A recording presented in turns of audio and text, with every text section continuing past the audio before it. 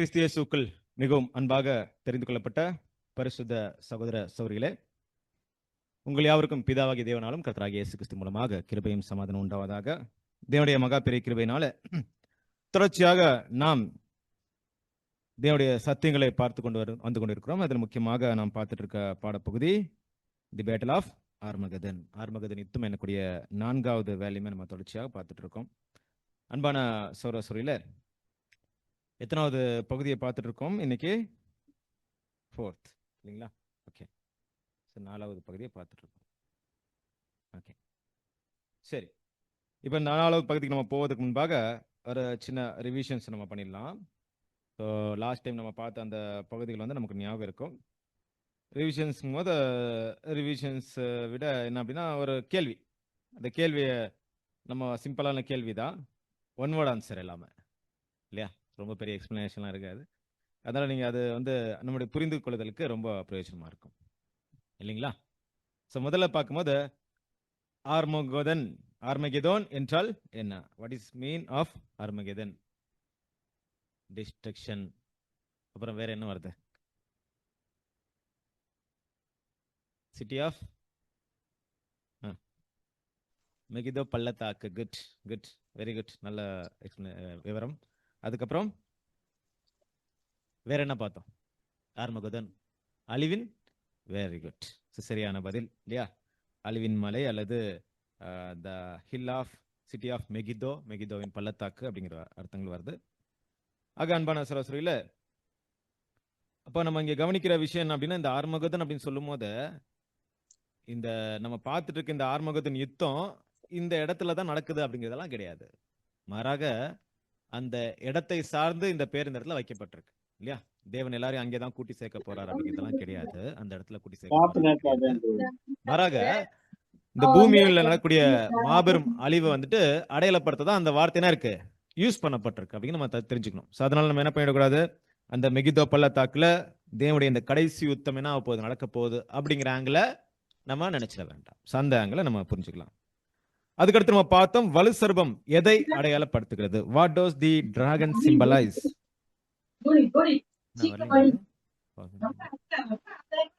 Okay, civil government. சரியான பதில். இன்னும் தெளிவா வேற என்ன சொல்லலாம்?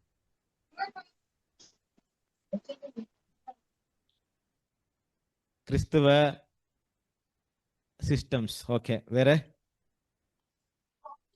வலு சர்பம், டிராகன். கரெக்ட், சொன்னதெல்லாம் கரெக்ட் தான்.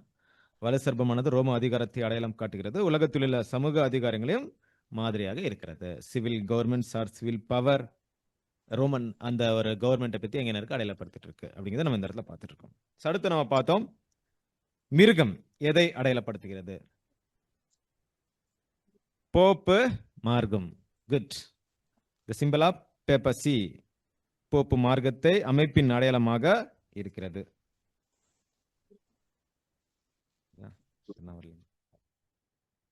ஓகே,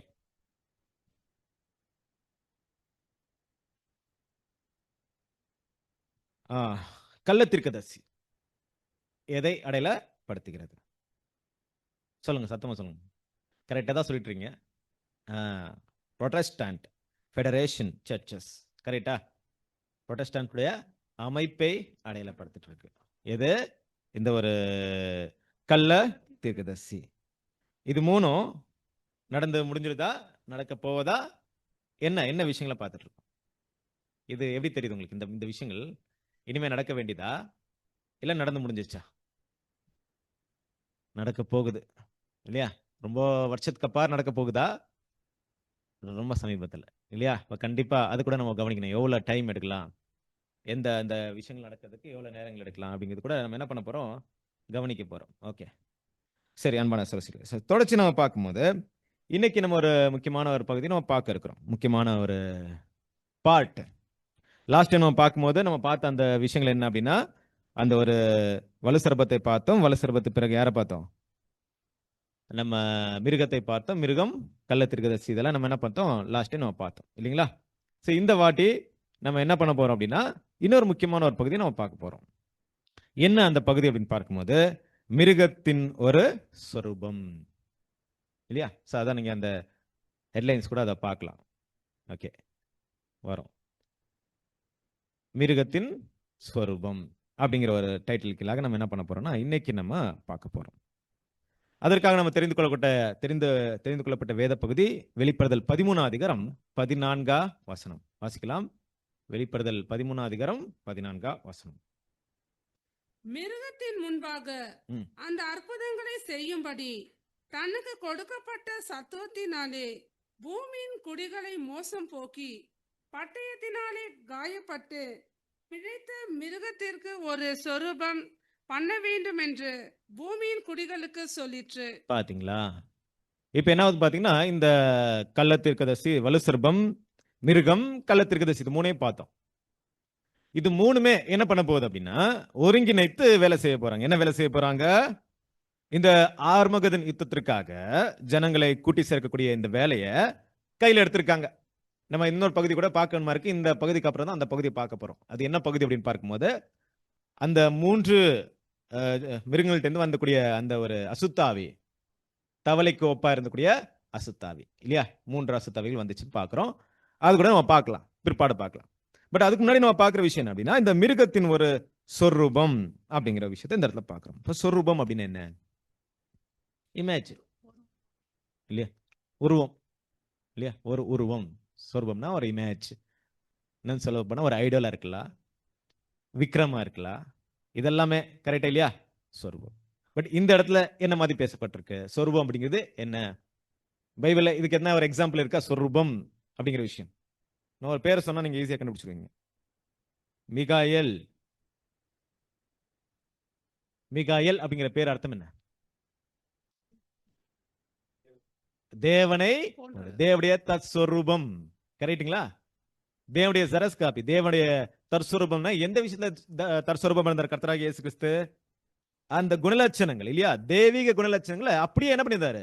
எடுத்துட்டு வந்திருந்தார். தேவன்கிட்ட காணப்பட்ட நீதி, அன்பு அத்தனையுமே ஒரு மாம்சத்துல வந்து அவர் என்ன பண்ணிருக்காரு? டெமான்ஸ்ட்ரேஷன் பண்ணிருக்காரு. அதாவது அவர் சொல்லும் போது என்ன வார்த்தை சொல்லியிருக்காரு? என்னை கண்டவன் பிதாவை கண்டான் இல்லையா? அப்ப பார்க்கும்போது கர்த்தராகிய இயேசு கிறிஸ்துவை நம்ம அவர் இந்த பூமியில வாழ்ந்த அந்த வாழ்க்கையை நம்ம புரிஞ்சு கொள்வது மூலமாக தேவனுடைய அன்பு, நீதி, இரக்கம், அவருடைய குணலட்சணம் என்ன பண்ண முடியுது? புரிஞ்சு கொள்ள முடியும். ஏன்னா அவர்கிட்ட ஏதாச்சும் கொஞ்சம் மாற்றம் இருந்துச்சா? இல்ல, மாற்றமே இருக்கல. கொஞ்சம் ஏதாச்சும் அவருடைய ஏதாச்சும் ஒரு பாயிண்ட் கொஞ்சம் ஆட் பண்ணி இருந்தாரா வாழ்க்கையில? இல்ல. பிதாவின் சித்தத்தை தவிர வேற எதுவுமே என்ன பண்ணல அவரு? செய்யல. அது ஒரு பக்கம் இருக்கு. இப்ப நம்ம அந்த சொரூபம் சொல்லும்போது நமக்கு என்ன ஞாபகம் வருது? இந்த பகுதி வைத்து பார்க்கலாம். தேவனை போல கர்த்தராகிய இயேசு கிறிஸ்து இருந்தது போல இப்போ இந்த 3 பேரும் சேர்ந்து ஒரு சொரூபத்தை உண்டாக்க போறாங்க. ஒரு சொரூபம் வேணும்னு நினைக்கும் போது யாரை போல இருக்கலாம்? அவர்களை போல இல்லையா? அவர்கள்ட்ட இருக்கிற அத்தனை தன்மை எங்க இருக்கணும்? அந்த ஒரு சொரூபத்துல இருக்கணும். அதுவும் ஒரு சிஸ்டம் தான். கரெக்டா? நம்ம வலுசர்பன் பார்த்தது ஒரு எப்படி ஒரு அமைப்பு, ஒரு சிஸ்டமா இருந்துச்சோ, ஒரு பெரிய ஒரு பவரா இருந்ததோ, ஒரு சிவில் பவரா இருந்ததோ, அதே போல மிருகங்கிற ஒரு அமைப்பு இருந்ததோ, போப்பசி அமைப்பு இருந்ததோ, இப்ப இவங்க என்ன பண்ண போறாங்க? 3 பேரும் சேர்ந்து கள்ளத்திற்கு இவங்கெல்லாம் சேர்ந்து என்ன பண்ண போறாங்க? ஒரு சொரூபத்தை என்ன பண்ண போறாங்க? உண்டாக்க போறாங்க இல்லையா? உண்டாக்கணும். அப்ப அந்த சொரூபத்துடைய ஒரு முக்கியமான நோக்கம் என்னன்னா இந்த வசனத்தை சொல்ற பிரகாரமாக மிருகத்தின் முன்பாக அந்த அற்புதங்களை செய்யும்படி தனக்கு கொடுக்கப்பட்ட சத்துவத்தினாலே பூமியின் குடிகளை மோசம் போக்கி பட்டயத்தினாலே காயப்பட்டு பிழைத்த மிருகத்திற்கு ஒரு சொரூபம் பண்ண வேண்டும் என்று பூமியின் குடிகளுக்கு சொல்லிட்டு. அப்ப என்ன அப்படின்னா இந்த எல்லா பூமியின் குடிகளும் யாரை வணங்கணும் அப்படின்னா இவங்களை வணங்கணும். வணங்கணும் அப்படின்னா எப்படி வணங்கலாம்? ஒருவேளை நம்ம எல்லாம் வணங்க சொன்னா வணங்கிடுவாங்களா? வணங்க வைக்கக்கூடிய சூழ்நிலை என்ன பண்ணும்? ஏற்படணும். கண்டிப்பா ஏற்படுமா? ஏற்படும். எப்படி ஏற்படும்? எப்படி ஏற்படும்னா இந்த உலக ஜனங்களுக்கு ஒருத்தவங்களை கும்பிடுறதுக்கு ரீசன் என்ன வேணும்? அவங்கள்ட்ட இருந்து என்ன வேணும்? பிளெஸிங் வேணும். அப்படி பிளெஸிங் யார் கொடுத்தாலும் அவங்க தான் கடவுள். கரெக்டா? உலக சிஸ்டம் அப்படித்தானே இருக்கு. உலக ஜனங்களுடைய நிலைமை எப்படி இருக்கு? யார் என்ன ஆசீர்வதிக்கிறாரோ அவர் தான் சிஸ்டம். ஏதோ ஒரு மதத்துல இருப்போம், அங்கிருந்து என்ன பண்ணுவோம்? ஏதோ ஒரு மலைக்கு போக சொன்னா போவோம். ஏன் போவோம்? போய் வந்தா என்ன நடக்குது? பிளெஸிங், ஆசீர்வாதம் கிடைச்சா போதும். இது ரொம்ப கஷ்டம் இல்ல. உலக ஜனங்களுக்கு என்ன வேணுங்கிறது யாருக்கு தெரியும்? இந்த சிஸ்டம்க்கு நல்லா தெரியும். அதை நம்மளால கொடுக்கப்படும் நினைக்கும் போது கண்டிப்பா நம்ம சொல்றது என்ன பண்ணுவாங்க? ஒண்ணுமில்லாமையே கல்லை மண்ணி என்ன பண்றாங்க? வணங்கிட்டு சொரூபத்தை உண்டாக்கிட்டு இருக்காங்க. கரெக்டா? அதுல இருந்து மிகப்பெரிய ஒரு பிளெஸ்ஸிங்கோ இல்ல நன்மை கிடைச்சுன்னா என்ன பண்ணுவாங்க? கண்டிப்பா வணங்க சந்தேகமே இல்ல. இது நடக்க போகுது. இப்ப நம்ம கவனிக்க விஷயம் என்ன அப்படின்னா, இந்த மிருகம், மிருகத்தின் சொரூபம் எதை அடையாளப்படுத்தலாம்? யாரை அடையாளப்படுத்திட்டு இருக்கு? எப்படி இதை வந்து நம்ம புரிஞ்சுக்க போறோம்? ஏற்கனவே பார்த்துட்டோம். வல்லசர்பன் என்னன்னு பார்த்துட்டோம். மிருகம் என்னன்னு பார்த்துட்டோம். அதுக்கப்புறம் கள்ளத்திற்கு என்னன்னு பார்த்துட்டோம். மீதி இருக்கிறது என்ன இருக்க போகுது? என்ன விஷயம் வரப்போகுது? அப்படிங்கிறது என்ன பண்ண போறோம்? இந்த இடத்துல பார்க்கிறோம். அன்பான சகோதரிகள இந்த இடத்துல இந்த ஒரு என்ன சொல்லலாம்? இந்த ஒரு மிருகத்தின் சொரூபம் அப்படின்னு சொல்லக்கூடியது எதற்கு ரொம்ப நிகரா இருக்கு, ரொம்ப க்ளோஸா இருக்கு அப்படின்னா, இந்த கள்ளத்திற்கு என்ன இருக்கு? ரொம்ப ரொம்ப க்ளோஸா இருக்கு. சரி. என்னவா இருக்கலாம் அப்படின்னு நம்ம தெரிஞ்சுக்கிறதுக்கு முன்னாடி, இன்னொரு பகுதியை பார்க்கலாம். அந்த பகுதியை பார்த்து நம்ம இங்க வரலாம். அது ரொம்ப கனெக்ட்டா இருக்கு. அத பார்த்தோம்னா நமக்கு இந்த விஷயம் நல்லா புரியும். அத நம்ம ஸ்டடி பண்ண நினைச்சோம் அப்படின்னா, இந்த மிருகத்தின் சொரூபங்கிறது என்னங்கிறது என்ன பண்ணலாம்? ரொம்ப சீக்கிரமே கண்டுபிடிச்சிடலாம். வாசிக்கலாம். வெளிப்படுதல் 17 அதிகாரம் 5 வசனம்.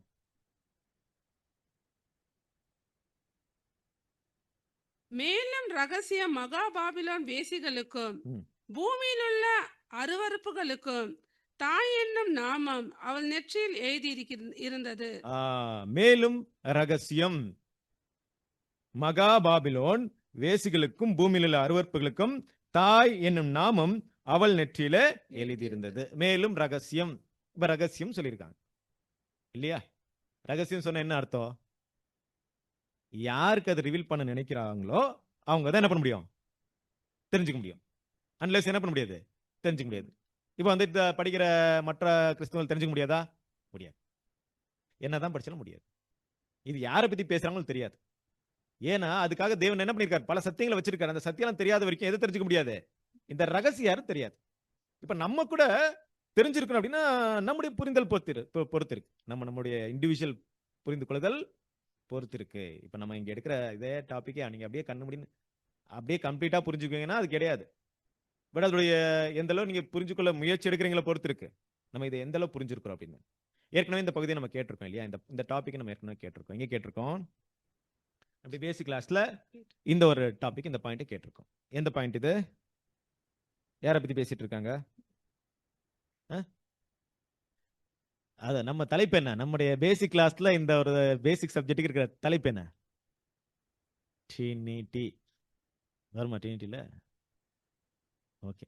வந்திருக்கலாம் ஒருவேளை ஏதோ யாரோ ஆட் பண்ணிருக்கலாம். எங்க வரப்போகுது? 3 வயசுல இந்த இந்த இந்த இது வருமா? ரொம்ப ரொம்ப பரிச்சயமான விஷயமாச்சு நமக்கு. வேசிகளின் தாய் நம்ம லாஸ்ட் டைம் கூட ஆட் பண்ணிருக்கோம். சர்ச்ல ஓகே வந்திருக்கலாம். ரொம்ப ஓகே சர்ச்சுங்கிறது ஓகே கிட்ட வரலாம். ஆனா அந்த அளவுக்கு அதை டச் பண்ண மாட்டோம்.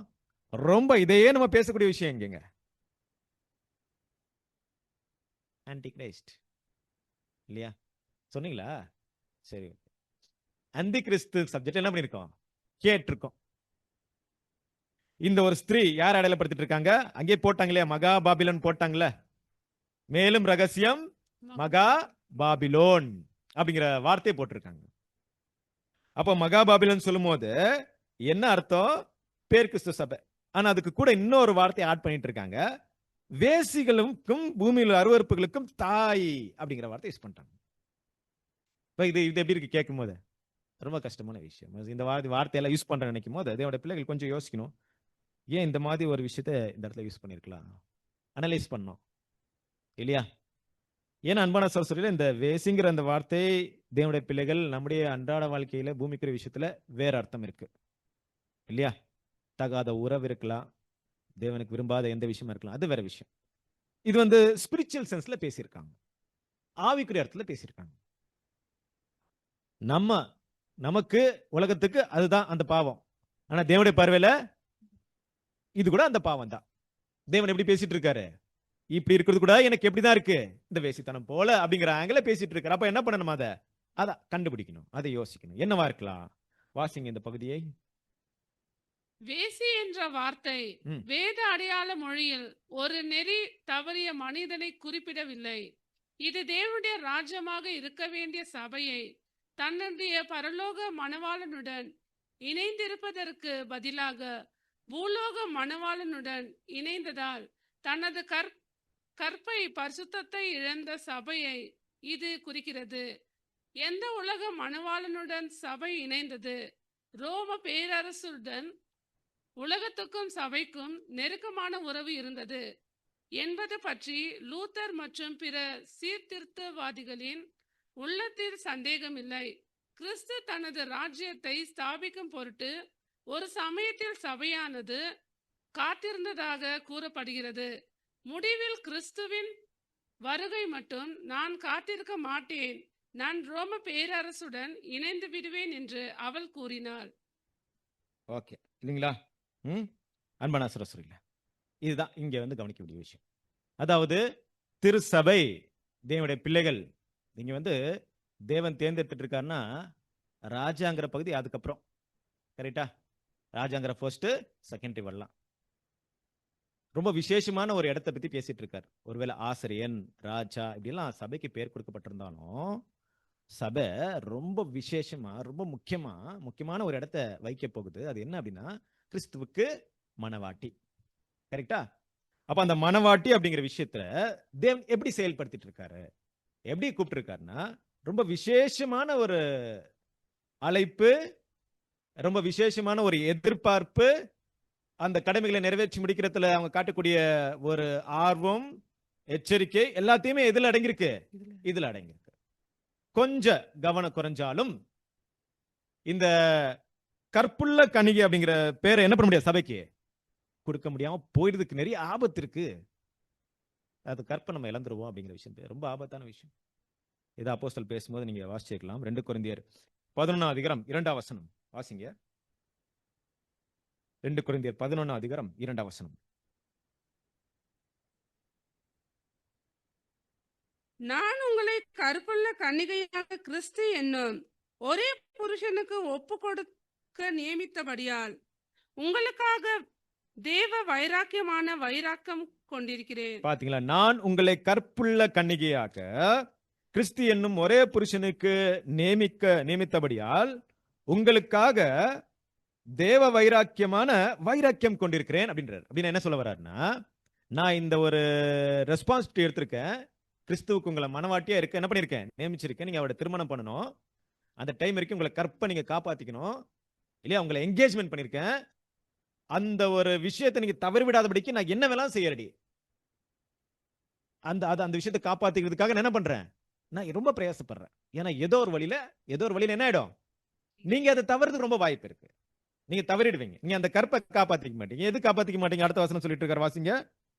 ஆகிலும் சர்வமானது தன்னுடைய தந்திரத்தினாலே ஏவாளை வஞ்சித்தது போல உங்கள் மனதும் கிறிஸ்துவை பற்றிய உண்மையில் நின்று விலகும்படி கெடுக்கப்படுமோவென்று பயந்திருக்கிறேன். பாத்தீங்களா? சர்வமானது தன்னுடைய தந்திரத்தினாலே ஏவாளை வஞ்சித்தது போல. முதலாம் ஏவாள் ஏமாந்துட்டாங்கப்பா, ரெண்டாம் ஏவாள் ஒருத்தங்க இருக்காங்க. முதலாம் ஆதாம் என்ன பண்ணாரு, ஏவாள் வந்து சொல்லி ஆதாம் ஏமாந்தாரு. ஆனா இப்ப அப்படி இல்ல, ரெண்டாம் ஆதாம் ஆல்ரெடி ரெடி ஆயிட்டாரு. இப்போ நிறைவேற்றி அல்லது ஆயத்தப்பட்டு முடிக்க வேண்டியது யாருன்னா ரெண்டாம் ஏவாள். நீங்க யாரு? நீங்க ரெண்டாம் ஏவாளா இருக்கீங்க. நமக்கு தெரியும் இல்லையா, இயேசு கிறிஸ்து ரெண்டாம் ஆதாம் தெரியும் இல்லையா, முதலாம் ஆதாம் ரெண்டாம். சபை எப்படி இருக்கு? ரெண்டாம் ஏவாளா இருக்கு. எப்படி முதலாம் ஆதாம் முதலாம் ஏவாள்னால உலகத்துல பாவம் வந்துச்சோ, ரெண்டாம் ஆதாம் ரெண்டாம் ஏவாள் மூலமா உலகத்துக்கு என்ன இருக்கணும், லைஃப் வரணும். பாவத்தினால மரணம் வந்தது போல சத்தியம் ஜீவன் எல்லாம் ரெண்டாம் ஆதாம் ரெண்டாம் ஏவாள் முடிய போனோம். ஆனா அதுக்கு முன்னாடி என்ன நடக்குதுன்னு பார்க்கும்போது கிறிஸ்து ஓட்டத்தோடி முடிச்சிட்டாரு. அவர் வெற்றிகரமா என்ன பண்றாரு, முடிச்சிட்டாரு. ஆனா பூமியில இருக்கிறது யார் இப்போ? சபை. சபைன்னு சொல்லும் போது சபை யாரு? சபை ஒண்ணு இயேசு கிறிஸ்து இல்ல இல்லையா, மாம்ச பலவீனங்கள் இல்லையா, இதே மாம்சத்துல பூமியில பிறந்திருக்க நான் தாயின் கர்ப்பத்துல பிறந்து முதற்கொண்டு பாவத்தில் என் தாய் என்னை பாவத்துல கர்ப்பம் தரித்தாள் இல்லையா. ஒரு இடத்துல தேவன் சொல்லும் போது, எத்தியோப்பியன் தன் நிறத்தையும் சிவிங்கி தன் புள்ளியையும் மாற்றக்கூடுமானால் தீமை செய்த பழகின நீங்களும் கூட என்ன பண்ணுவீங்க, நன்மை செய்வீர்கள் அப்படின்ட்டாரு. அப்ப நான் யோசனை பண்ணி பாருங்க, நம்முடைய நிலைமைகள் அப்படி இருக்கு. நம்ம எல்லாம் நம்ப முடியாது, ஒரு பிளாக்கா இருக்கிற ஒரு ஆப்பிரிக்கன்ஸோட ஸ்கின்னை மாத்த முடியாது போல, ஒரு லெஃப்டோடைய டாட்ஸை மாத்த முடியாது போல, நம்ம பாவங்க நிலைமை கூட இப்படிதான் இருக்கு. அப்படிதான் இஸ்ரேல் ஜனங்க பேசுவோம், அந்த வார்த்தை யூஸ் பண்றோம், நமக்கு அப்படிதான் இருக்கு. ஆனா இன்னைக்கு நம்ம எதை நம்பி போயிட்டு இருக்கோம் அன்பான சரஸ்வரியில? நம்முடைய பலத்தை நம்முடைய ஞானத்தை நம்பி போயிட்டு இருக்கோமா? இல்ல. அதுதான் இங்க சொல்றாரு, சர்ப்பம் எப்படி வஞ்சிச்சதோ நீங்களும் வஞ்சிக்கப்பட்டீங்கன்னா, ஏதோ ஒரு பொய், ஏதோ ஒரு தப்பு, ஏதோ ஒரு பொய் போதனை, நான் பேசுற சத்தியத்துக்கு ஆப்போசிட்டான ஒரு டாக்டரின்ஸ் நீங்க செவி கொடுத்து, நீங்க கேட்டு, நீங்க ஏமாத்தப்படுறதுக்கு நிறைய சான்ஸ் இருக்குன்னு சொல்லிட்டு என்ன பண்ணிருக்காங்க அப்போஸ்தலர்? அப்பவே என்ன பண்ணிருக்காங்க? இதை கணிச்சிருக்காங்க. அதான் அப்போஸ்தலர் பேசும்போது 20 அதிகாரத்துல வாசிக்கிற மாதிரி, அப்போஸ்தலர் 20 அதிகாரத்துல, நான் போன பின்பு மந்தையை தப்ப விடாத கொடிதான ஓநாய்கள் உங்களுக்குள்ள வரும். நான் போன பின்பு, நான் மரிச்சிட்ட பிறகு, நான் செத்துட்ட பிறகு, நான் இருக்கிற வரைக்கும் ஒன்னும் ஆகாதுப்பா, விட மாட்டேன். நான் சான்ஸே இல்ல. என் கண் பார்வை தவிர நீங்க ஒன்னும் ஆக முடியாது. ஆனா நான் இல்லாதப்போ தெரியல என்ன நடக்கும். பவுல் பேசும்போது இந்த வார்த்தையெல்லாம் பேசிட்டு இருக்காங்க இல்லையா? உங்களை கிறிஸ்து என்னும் ஒரே புருஷனுக்கு ஒப்பு கொடுத்துருக்கேன். ஆனா என்ன நடக்குமோ தெரியல. நான் கொண்டிருக்க அதே வேற நீங்க கொண்டிருக்கீங்களா? ஏன்னா எனக்கு ரொம்ப பெரிய பயம் இருக்கு. சர்ப்பம் வஞ்சிக்கப்பட்டது போல நீங்களும் நடந்துச்சு. அந்த விஷயம் நடந்துச்சு. அன்பான சகோதரர்களே, நடந்த விஷயத்தை தான் இங்க பேசிட்டு இருக்காங்க. என்ன நடந்துச்சு? கற்புள்ள கன்னிகையாக கிறிஸ்துவுக்கு நியமிக்கப்பட்டிருக்க அவர்கள் என்ன பண்ணணும்? நம்முடைய மனவாள நாம் சந்திக்கும் வரைக்கும் அரசாட்சியும் இல்ல, திருமணமும் இல்ல, எந்த ஒரு பதவி, பேர், புகழ் எதுவுமே கிடையாது. கரெக்டா? அவருடைய சத்தத்தை கேட்கிற வரைக்கும். அதுக்கு முன்னாடி நம்ம வேற யார்ட்டாச்சும் உறவு வச்சுட்டோம் அப்படின்னா அவருக்கு நமக்கு எந்த சம்பந்தமும் இல்லை. இப்படிதான் திருசபை என்ன பண்ணணும் பாத்தீங்கன்னா, ஆரம்ப காலத்துல தேவன் அழைச்சிருக்காரு. அழைத்த திருசபைக்கு தெய்வீக சத்தியங்களே, தெய்வீக திட்டங்களை என்ன பண்ணிருக்காருன்னா எழுதி வைத்திருக்காரு. ஆதி அப்போஸ்தலர் மூலமா கொடுக்கப்பட்டிருக்க சத்தியங்கள், தெய்வீக திட்டங்கள். இப்ப என்ன நடந்துச்சு? இப்ப என்ன நடந்துச்சு பாருங்க. இந்த உலகத்துல இருக்கிற ஒரு மதங்கள்லாம் பார்த்திருக்கீங்க இல்லையா? அந்த மதங்கள்லாம் எப்படி மதமா மாறி இருக்கு தெரியுமா? எப்படி மதமா மாறி இருக்குன்னா, அவனவன் அவனுக்கு வேண்டிய ஒரு விஷயத்த எடுத்துக்கணும். எந்த கடவுள் வந்துட்டு 2-3 கல்யாணம் பண்ணிக்குதோ அவர் கடவுள். எந்த கடவுளுக்கு 2-3 வைஃப் இருக்கோ அவர் நம்ம கடவுள். ஏன்னா நமக்கு என்ன வேணும்? அதான் வேணும். அப்போ அவங்களுக்கு இச்சைகளுக்கு ஏற்ற தேவர்கள் என்ன பண்ணிருக்காங்க? திரளாக சேர்த்திருக்காங்க. ஆனா தேவனுடைய திட்டத்துல அப்படி முடியாது. மகா பரிசுத்த விசுவாசங்கிறது எப்படிதான் இருக்கு? தெரியுமில்ல? படிச்சிருக்கீங்களா? கொஞ்சம் புளித்த மாவு சேர்ந்தாலும் பாவம்தான். எல்லாம் புளிச்சு போச்சு. தேவன் அப்படி ஸ்டாண்டர்டா பார்த்துட்டு இருக்காரு. சத்தியத்தை விஷயத்துல பார்க்கும்போது தேவன் ஸ்டாண்டர்ட் வேற மாதிரி இருக்கு. இந்த சத்தியத்தை பாதுகாத்துக் கொள்ள வேண்டும் அப்படிங்கிறதுக்காக தான் இத பாதுகாத்துக் கொள்ளக்கூடிய மிகப்பெரிய பொறுப்பு யார் கையில கொடுத்துட்டு போயிருக்காரு? திருசபையின் கையில கொடுத்துட்டு போயிட்டார். நீங்க சபைக்கு தூணா இருக்கீங்க. ஜீவனுள்ள தேவனுடைய சபைக்கு நீங்க தூணா இருக்கீங்க. நீங்க தான் ரொம்ப முக்கியம். நீங்க இந்த சத்தியத்தை பாத்துக்கணும். இந்த சத்தியத்துக்கு தூணா இருக்கிறீங்க. நீங்க பாத்துக்கணும் அப்படின்னு நம்பி என்ன பண்ணிட்டாரு? கொடுத்துட்டு போயிட்டாரா? அப்போஸ்தலன்லாம் ஆதி காலம் இருந்த அப்போஸ்தலன்லாம் என்ன 2000 வருஷம் உயிரோட இருக்க முடியுமா? முடியுமா? அவங்க வயசு முடிஞ்சு போச்சு இல்ல. கடைசியா செத்து போன அப்போஸ்தலர் யாரு? யோவான். பாருங்க, சாவறதுக்கு முன்னாடி வெளிப்படுத்தல் எழுதி செத்து போயிருக்காரு. அதுக்காக தேவன் ஒரு ரோட வச்சிருக்காரு. எவ்வளவு பெரிய திட்டங்களை சபைக்குன்னு கொடுத்து போயிருக்காரு. அப்ப அவங்க எல்லாம் வாழ்ந்து மரித்ததெல்லாம் என்னன்னு பாத்தீங்கன்னா, இதுக்கு அப்புறம் வரக்கூடிய இன்னும் 2000 வருஷம் வரைக்கும் சபை என்ன இருக்கு? போனுமா இருக்கு. இந்த 2000 வருஷத்துக்கு வேண்டிய ஃபுட் எங்க இருந்து வேணும்? இப்ப நம்ம கொடுக்கணும். பாருங்க, தேவன் என்ன பண்ணிருக்காரு? யோவான் மூலமா அந்த வெளிப்படுத்தல் எழுதி வச்சிருக்காரு. அப்படின்னா யோவானுக்கு கொடுக்கப்பட்ட மிகப்பெரிய வேலைன்னா இந்த ஒரு ஃபுட் கடைசி கால சபை வரைக்கும் என்ன ஆகணும்? ரீச் ஆகணும். அது வரைக்கும் போகணும் அந்த சத்தியம். அப்ப அவங்க பேசி இருக்கிற விஷயங்களை தேவன் என்ன பண்ணிருக்காரு? அந்த மாதிரி முன்கூட்டியே என்னெல்லாம் நடக்குங்கிறது கூட என்ன பண்ணி வெளிப்படுத்தல பேசியிருக்காரு. நீங்க என்னெல்லாம் திட்டம் போட்டாலும் சர்ப்பமானது ஏவாளை வஞ்சிக்க வேண்டிய வேலையை செஞ்சே செய்யும். யார் அவருடைய மனவாட்டி இல்லாம இருக்கிறார்களோ கண்டிப்பா வஞ்சிக்கப்படுவார்கள். இது நடக்கும் அப்படிங்கிறது முன்கூட்டியே அப்போஸ்தலர் நல்லாவே தெரிஞ்சிருது. அன்பான சகோதரர்களே, அதற்கும் இந்த ஒரு பகுதிக்கு நம்ம என்ன ஒரு சம்பந்தத்தை இந்த இடத்துல பாக்குறோம் அப்படின்னா, திருசபை ஆதிகால அப்போஸ்தலருக்கு இயேசு கிறிஸ்து வந்து பரலோகத்துக்கு போகும்போது சீசனுக்கு கேட்கிறான், ஆண்டவரே இக்காலத்துல ராஜ்யத்தை திருப்பி கொடுப்பீர். அப்போ இந்த டைம் தானே நீங்க கொடுக்க போறீங்க. நீங்களும் உயிர் தெழுந்துட்டீங்க. நீங்க மேசியா தான். இப்போ நீங்க மரிச்சிட்டீங்க, மரிச்சும் உயிர் தெழுந்துட்டீங்க. மரிக்க மாட்டீங்கன்னு நினைச்சோம், ஆனா மரிச்சிட்டீங்க. மரிச்சு உயிரோட வேற வந்துட்டீங்க. இதுக்கு முன்னாடி என்ன இருக்கு உங்களுக்கு? வல்லமை, எவ்வளவு பெரிய வல்லமை. நீங்க ராஜா இல்லையா? நீங்க இப்போ ராஜ்யத்தை திருப்பி கொடுத்துடலாம் இல்லையா? அப்படிங்க என்ன சொல்றாரு இயேசு கிறிஸ்து? இல்ல இன்னும் 2000 வருஷம் ஆகும்பா அப்படின்னாரா? என்ன சொன்னாரு? பிதா தம்முடைய காலத்துல தம்முடைய அதினத்துல வைத்திருக்க காலங்களையும் நேரங்களையும் அறிவது உங்களுக்கு அடுத்ததல்ல அப்படின்ட்டாரு. உங்க டைம் அது இல்லப்பா. தேவன் தன் கண்ட்ரோல் வச்சுக்கிற டைமை பத்தி தெரிஞ்சுக்க உங்க வேலை இல்ல. உங்களுக்கு இப்ப என்ன வேலை இருக்கு அதை செய்யும். ஏன்னா அதுக்கு எவ்வளவு டைம் இருக்கு? 2000 வருஷம் இருக்கு. யோசித்து பாருங்க. இப்ப ஆதிகால அப்போஸ்தலர் பாலெல்லாம் பேசும்போது அந்த டைமை பத்தி அவர் தெரியல. இப்போ வந்துருவாரா? ஏன்னா இயேசு கிறிஸ்து 2ஆம் வருகையை பத்தி பேசும்போது ஜனங்க நினைச்சிட்டு இருக்காங்க, இயேசு கிறிஸ்து போயிருக்காரு, இன்னொரு 30 வருஷம் 40 வருஷம் கழிச்சு மீண்டும் அந்த 2ஆம் வருகை நிறைய பேசியிருக்காங்களே, ஒரு 100 வருஷம் ஆயிட்டு வந்துருவாரோ, 150 வருஷம் ஆயிட்டு வந்துருவாரோ அப்படிங்கிற நினைப்புல தான் இருக்காங்க, எல்லாம் இருக்காங்க. அப்போஸ்தலர் பால் என்ன பண்றாரு? அதுக்கு முன்னாடி ஒரு விஷயத்தை சொல்றாரு தெசலோனிக்கேல. இல்ல இல்ல, நீங்க தப்பா நினைச்சிட்டு இருக்கீங்க. ஆ? பாவ மனுஷன் வெளிப்படணும் அதுக்கு முன்னாடி, இல்லையா? அந்த கிறிஸ்து பாவ மனுஷன் வெளிப்படாத ஒழிய அந்த நாள் என்ன ஆகுது? வராது. ஃபர்ஸ்ட் அதை பாத்துக்குங்க. விசுவாச துரோகம் முந்தி நேரிட்டு பாவ மனுஷன் வெளிப்படாத வரைக்கும் அந்த நாள் வராது. அப்ப முதல்ல நீங்க கவனிக்க வேண்டியது என்ன? விசுவாச துரோகம் நேரிட்டதை கவனிங்க.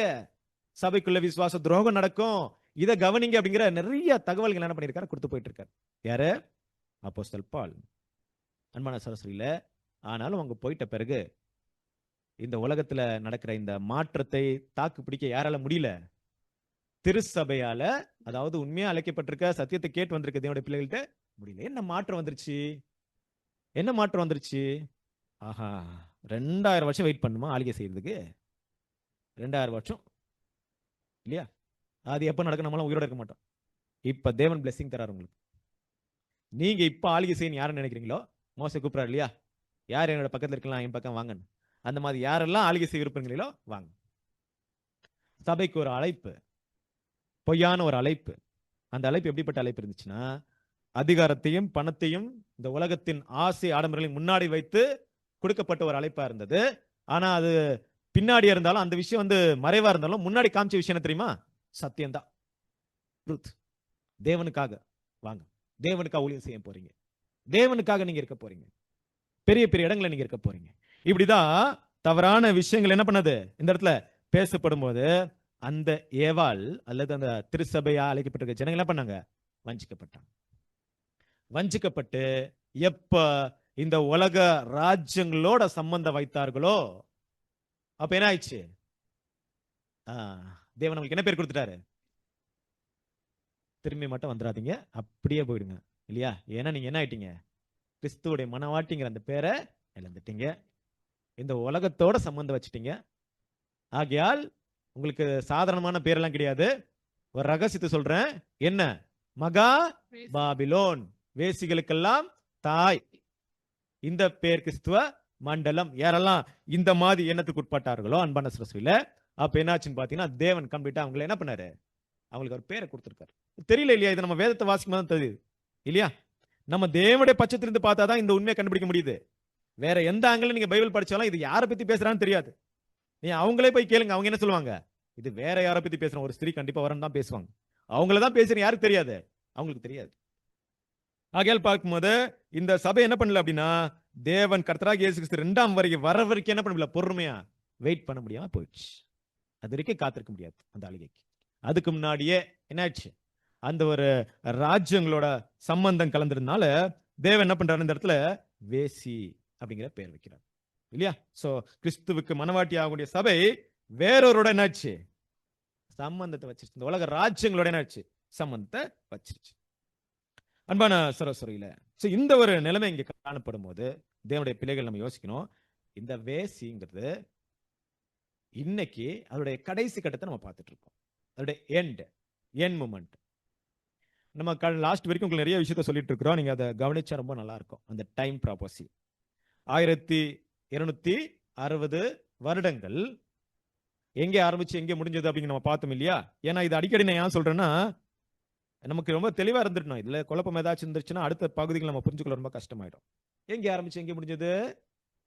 539 AD ஆரம்பிச்சு 1799 முடிஞ்சிருச்சு. கரெக்டா? அப்படின்னா என்ன அர்த்தம்? அந்தி கிறிஸ்து ஆட்சி முடிஞ்சது போல, இல்லையா? பெரிய அடி, சாவுக்கு எதுவான ஒரு பெரிய அடி என்ன இருக்கு? அந்த மிருகத்துக்கு பட்டுருச்சு. ஆனா ஆச்சரியமா அந்த மிருகம் என்னாச்சு? சொஸ்தமாயிடுச்சு. இப்ப அந்த மிருகத்துக்கு என்ன பண்ணிருக்காங்க தெரியுங்களா? சொரூபத்தை உண்டாக்குன பிளான் வச்சுட்டு இருக்காங்க. பூமியில இருக்க எல்லாரும் என்ன பண்ணும்? வணங்கணும் அப்படிங்கிற பிளான் வச்சுட்டு இருக்காங்க. ஆக இந்த ஒரு நிலைமையில இதை காணப்படும் போது இன்னும் திருசபை என்னதான் இருக்கு? பூமியில தான் இருக்கு. திருசபை பூமியில தான் இருக்கு. அப்ப திருசபைக்கு ரொம்ப ஆபத்தான விஷயம் என்ன இருக்கு? ஆன்டிகிரைஸ்ட் சிஸ்டம் முடிஞ்சிருச்சுன்னு நினைச்சிட்டு இருந்தோம். ஆனா அதோடைய இன்னும் என்ன இருக்கு? அது கொடுக்கப்பட்ட நேரம் கம்ப்ளீட்டா இன்னும் முடியல. இன்னும் அதோடைய நேரங்கள் இருக்குன்னு சொல்லும் போது யாருக்கு ரொம்ப ஆபத்தான விஷயம்? உண்மையான தேவனுடைய பிள்ளைகள், பைபிள் ஸ்டூடெண்ட்ஸ்க்கு இல்ல.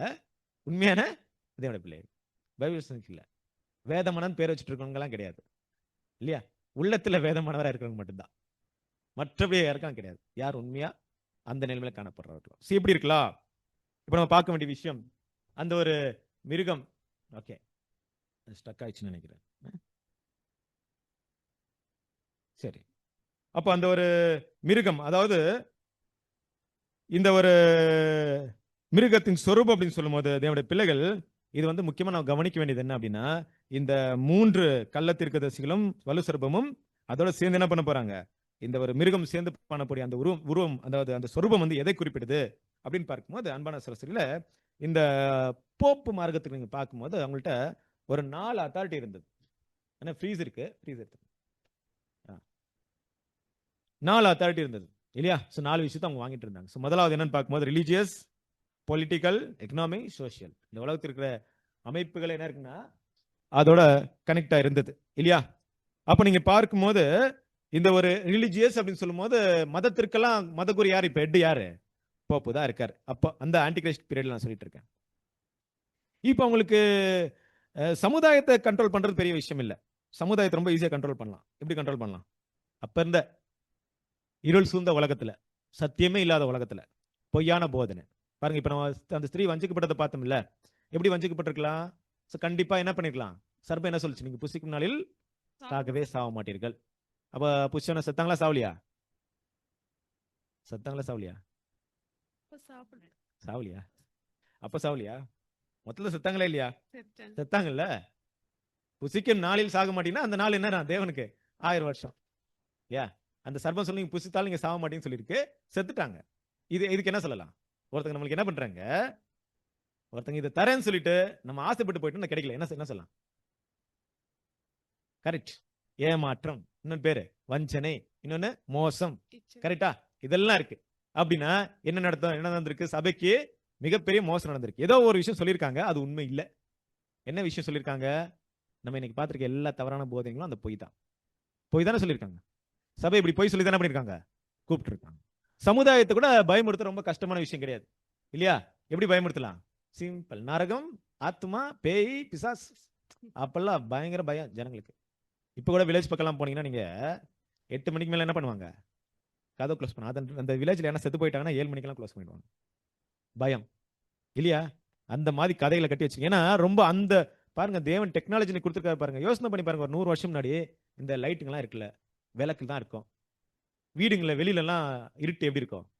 இன்னைக்கு ஏதாவது ஸ்ட்ரீட் லைட் இருக்கு பாருங்க. நமக்கெல்லாம் சிட்டியெல்லாம் எப்படி இருக்கு பாருங்க. வில்லேஜ்க்குலாம் போனா ஸ்ட்ரீட் லைட் வந்துருக்கு. அந்த காலத்துல வில்லேஜ்ல வெளியே எப்படி இருக்கும்? இருட்டா இருக்கும். வீட்டுல இருக்கிற ஒரு லைட், ஒரு விளக்கு. ஜனங்க டெக்னாலஜி இல்லாத டைம்ல பயங்கிறது எப்படி இருக்கும்? இந்த டைம்ல இந்த மாதிரி கதைகள்லாம் சொல்லி அவங்க தலையில போட்டுவிட்டா எப்படி இருக்கும்? நல்லா தெரியும் உங்களை எப்படி பயப்பட வைக்கணும். கரெக்டா? சமுதாயத்தை பயப்பட வைக்கிற பெரிய விஷயம் இல்ல. தப்பான போதைகளை தலையில போடும்போது கண்டிப்பா அவங்க என்ன பண்ணுவாங்க?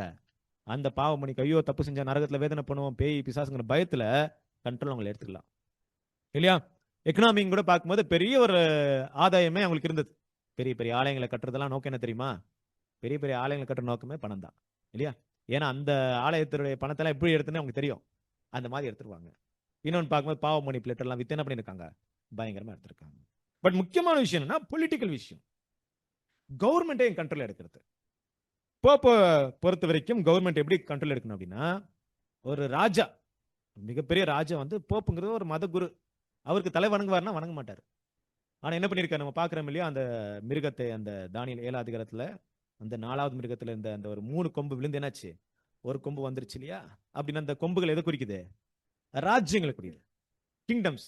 அப்ப அந்த கிங்டம்ஸ் தன் கண்ட்ரோல் எடுத்துக்குது அப்படின்னு சொல்லும் போது என்ன நடந்திருக்கு தெரியுங்களா? அன்பான சகோதரியில சரி, முக்கியமா அந்த இடத்துல நம்ம பார்க்கும்போது ஒரு ராஜா இருக்கார், ஜெர்மனுடைய ராஜா, ஹென்றி 4th ஹென்றி அப்படிங்கிற ராஜா.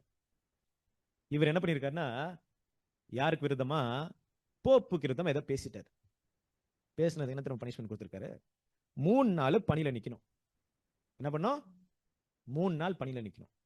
பணியில நின்று அங்கேருந்து ஏதோ எத்தனோ தூரம் இருக்கு, டிஸ்டன்ஸ் கிலோமீட்டர் தூரம் இருக்கு. அந்த கிலோமீட்டர் தூரத்துல 3 நாளுக்கு அப்புறம் முட்டிக்கால் போட்டுன்னு வந்து, முட்டிக்காலே நடந்து வந்து போப்புடைய சாக்ஸை கழட்டி போப்புக்கு என்ன பண்ணணும்? முத்தம் கொடுக்கணும் ஒரு காலுக்கு. இதான் பனிஷ்மெண்ட்.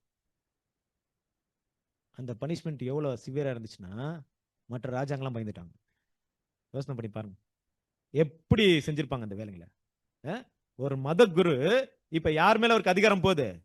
ராஜாக்களை நான் நினைச்சா நியமிக்கலாம், நான் நினைச்சா ராஜாக்கள் அங்கிருந்து என்ன பண்ணலாம்? கீழே இறக்கலாம். அந்த அத்தாரிட்டி யாருக்கு இருக்கு? எனக்கு இருக்கு. போப்பாக எனக்கு இருக்கு. நான் தான் ஹெட். எல்லாத்துக்கும் தலைகளுக்கெல்லாம் மேல, எல்லா அதிகாரத்துக்கும் மேல இருக்கு. ராஜாக்களுக்கு மேல. இந்த பேருங்கெல்லாம் பார்த்திருப்பீங்களே, அவங்களுக்கு கொடுக்கப்பட்டிருக்க அந்த பேர். அப்ப அந்த மாதிரி என்ன அப்படின்னா பாண்டிஃபக்ஸ் மேக்சிமஸ் அப்படின்னா எல்லா அதிகாரத்துக்கும் மேலான ஒரு அதிகாரம் அப்படிங்கிற பேருங்கெல்லாம் கொடுத்து வச்சிருந்தாங்க. இதெல்லாம் எப்படின்னா அவங்களுக்கு அந்த டைம்ல பெரிய பயம் உண்டாகிற, ராஜாக்களுக்கே பயந்துருவாங்க. பாருங்க அந்த பகுதியை நீங்க வாசிக்கலாம், வாசிங்க. போப்பின் அதிருப்திக்கு ஆளான இவருக்கு தண்டனையாக வெறும் காலுடன் கணேசா மாளிகையின் வாயிலண்டை 3 நாட்களுக்கு தண்டனை கைதிக்குரிய அங்கியில் திறந்த வெளியில் கடுமையான குளிர்காலத்தில் வலக்கட்டாயமாய் நிற்க வைக்கப்பட்டார்.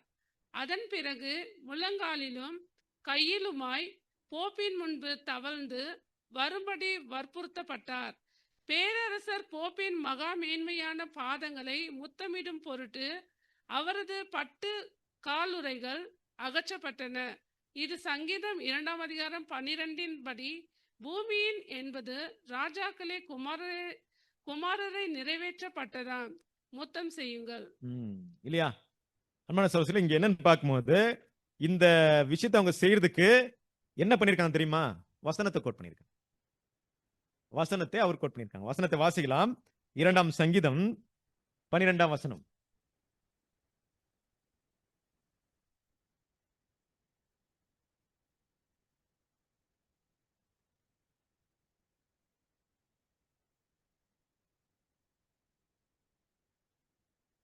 குமாரன் கோபம் கொள்ளாமலும் நீங்கள் வழியிலே அழியாமலும் இருக்கும்படிக்கு அவரை முத்தம் செய்யுங்கள். கொஞ்ச காலத்திலே அவருடைய கோபம் பற்றி எரியும். அவரை அண்டிக் கொள்கிற யாவரும் பாக்கியவான்கள். பாத்தீங்களா என்ன சொல்லிட்டாங்க? இந்த வார்த்தையை யாருக்கு யூஸ் பண்ணிருக்காங்க? குமாரன் கோபம் கொள்ளாமலும் நீங்கள் வழியில அழியாமலும் இருக்கும்படிக்கு அவரை முத்தம் செய்யுங்கள். அவர் கொஞ்ச காலத்திலே அவருடைய கோபம் பற்றி எரியும். அவரை அண்டிக் கொள்கிற யாவரும் பாக்கியவான்கள். இந்த வசனத்தை யார் கோட் பண்ணிட்டாங்க? போப்புக்கு. அவர் காலுக்கு வந்து முத்தம் கொடுக்கணுமா? இந்த வசனத்தை கோட் பண்ணி. ஆனா உண்மையான இந்த வசனத்துடைய அர்த்தம் என்ன தெரியுமா? அன்பான சகோதரர்களே, இந்த வசனத்துடைய அர்த்தம் கர்த்தராகிய இயேசு கிறிஸ்து 2ஆம் வருகை. அவர் வந்து இந்த பூமியை அழிக்கணும்னு நினைக்கிறதுக்கு முன்னாடி என்ன பண்ணுங்க? அவருடைய வார்த்தை நீங்க கேளுங்க. கேட்க தவறிட்டீங்கன்னா அவருடைய கோபத்திலிருந்து உங்களை யாரும் என்ன பண்ண முடியாது? காப்பாற்ற முடியாது. கர்த்தராகிய இயேசு கிறிஸ்துக்கு சொல்லப்பட்ட அந்த வார்த்தை பாருங்க. இந்த இடத்துல வர்ஷிப்ங்கிற இந்த ஒரு வார்த்தை என்ன பண்ணீங்கன்னா டு கிஸ் தி ஹேண்ட் அப்படிங்கிற என்ன பண்ணிருக்காங்க? டிரான்ஸ்லேஷன் பண்ணிருக்காங்க இல்லையா? அவருக்கு செலுத்த வேண்டிய அந்த ரெஸ்பெக்ட் அது அவருக்குரியது. அது எதுக்கு அடையாளப்படுத்துதுன்னா அவர் மேல இருக்க அந்த ரெவரன்ஸ், அந்த பயபக்தி அடையாளப்படுத்திட்டு இருக்கு. இன்னும் தெளிவா சொல்லப்போனா அந்த ஒரு வார்த்தை எப்படி இருக்கு தெரியுங்களா? இந்த ஒரு பேசப்பட்ட வார்த்தை இந்த முழு ஜனங்களுக்கு எப்படி இருக்குன்னா தேவனுடைய கடைசி வார்னிங்கா இருக்கு. கர்த்தராகிய இயேசு கிறிஸ்துவை இன்னும் ரெகக்னைஸ் பண்ணாம இருக்காங்க இல்லையா? யார் ரெகக்னைஸ் பண்ணா அவங்க தப்பிச்சாங்க, மிச்சவங்க என்ன பண்ண முடியாது? தப்பிச்சுக்க முடியாது. கரெக்டா?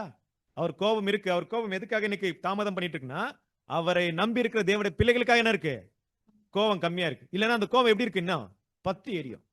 அதுதான் சொல்லிட்டு இருக்காரு.